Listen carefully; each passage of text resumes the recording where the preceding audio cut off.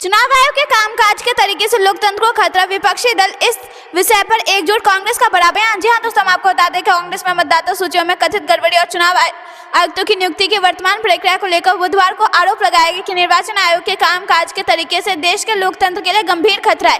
Party महासचिव जयराम रमेश ने यह भी कहा कि इस विषय पर सभी विपक्षी दल एकजुट है और संसद में वर्तमान बजट सत्र में इन दलों का सामूहिक रुख रहेगा।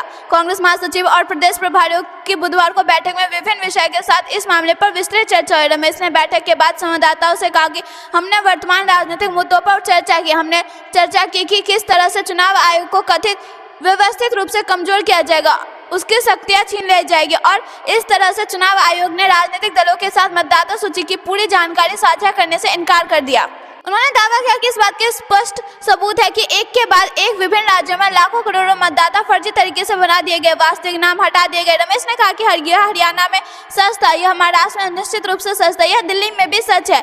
यह भारतीय लोकतंत्र के लिए गंभीर खतरा और इस पर हमारी लंबी चर्चा हुई। उन्होंने कहा कि जैसा कि आप जानते हैं कि आज केंद्र सरकार के अनुरोध पर उच्चतम न्यायालय में सुनवाई स्थगित हो गई। हम जो भी कदम उठा सकते हैं उठाते रहेंगे। रमेश ने कहा कि हमारा मानना है कि भारतीय लोकतंत्र के लिए सबसे गंभीर खतरा अब चुनाव आयोग के कामकाज को लेकर और इस संदर्भ में है कि इस संस्था पर प्रधानमंत्री नरेंद्र मोदी और केंद्रीय गृह मंत्री अमित शाह का नियंत्रण है। दोस्तों, अगर आप भी जयराम रमेश की बात से सहमत है तो वीडियो को लाइक करके चैनल को सब्सक्राइब कीजिए, कमेंट लिखिए। जय हिंद, जय भारत।